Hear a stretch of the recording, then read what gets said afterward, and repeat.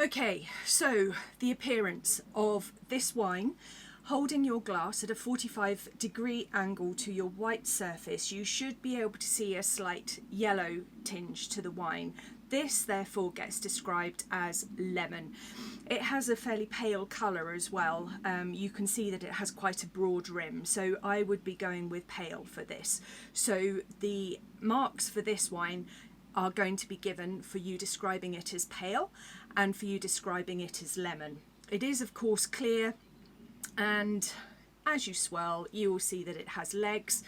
Good observations to make, but you're not going to get any marks for those in the actual exam. So 2 marks, 1 for pale and 1 for lemon. Okay, let's give our glasses a good swirl. Again, the condition of the wine is good, so we're happy with that. You're not going to get a mark for that, but you would describe it as clean. Good practice to say so, but you're not going to get the mark in the exam. Okay, how about the intensity? I can't smell it at my chin, so I wouldn't be describing this as pronounced, but I can just about describe it, observe it when I get to the lips. So medium plus for me. If I can smell it clearly at my nose, then I'm going to go for medium. If my nose has to work really hard, then I'm going to be saying medium minus or light. But I can get it at the lips, so we'll go for medium plus. Okay, good. So that's 1 mark for the intensity and medium plus for this particular wine.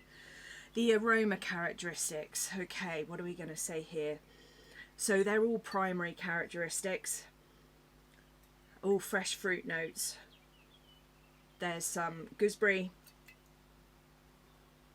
apple, lemon. Always good with a white wine to mention apple and lemon. You're going to get your marks for those. There are 5 marks available for aroma characteristics.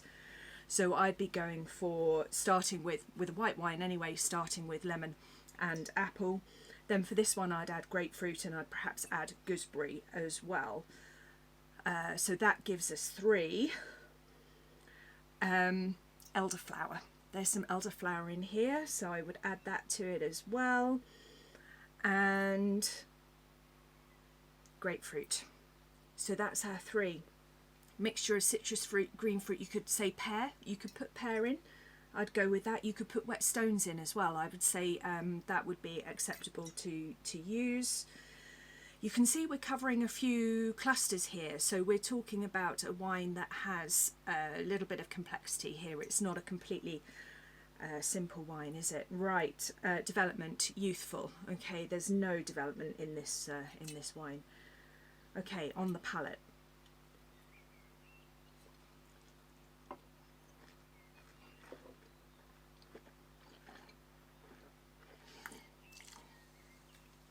Okay, no residual sugar, so we describe it as dry.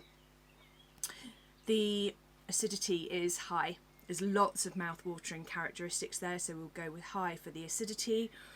The alcohol is, I would say, medium. We're talking about 13.5% here, so I would go medium. And the body, which usually ties in with the alcohol, so I would be going for medium-bodied on this particular wine as well. If it was full-bodied or high alcohol, it would definitely fit into the full-bodied category. Not always the case, but it's a good rule of thumb. Flavour intensity, again, I'd be going with medium plus. Keep it the same as the nose. And then on the flavour characteristics,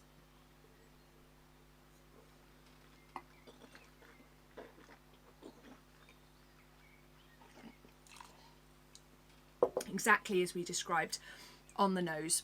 Apple, lemon, gooseberry, grapefruit. That grapefruit is really strong on the palate. Gooseberry, the wet stones again are coming through.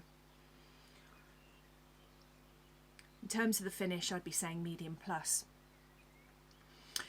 So we haven't got a pronounced intensity, we haven't got a long finish, we haven't got any secondary or tertiary characteristics, so complexity is there because it covers quite a few different clusters on the nose and on the palate.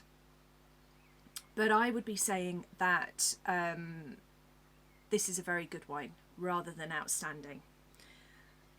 Because of its medium plus finish, its medium plus intensity, the fact that its cluster flavours just cover those fruit characteristics rather than any secondary or tertiary characteristics as well. In terms of its readiness for drinking, I would say can drink now, not suitable for aging. I don't think this wine has got any real room to develop. I don't think we want it to develop. I think its deliciousness is in its primary fruit characteristics, so we will stick with drink now, not suitable for aging. So on the nose, on the appearance, 2 marks, pale and medium. On the nose, 7 marks. 1 for describing the intensity, which we described as medium plus, 5 for describing the aroma characteristics, and 1 for describing the development of this wine. On the palate, 9 marks, because it's a white wine, 9 marks, for describing the sweetness, the acidity, the alcohol, the body, the flavour intensity, 3 for flavour characteristics, 1 for finish. And then on the conclusion, we get 2 marks, 1 for describing the quality and 1 describing the level of readiness for drinking. Okay.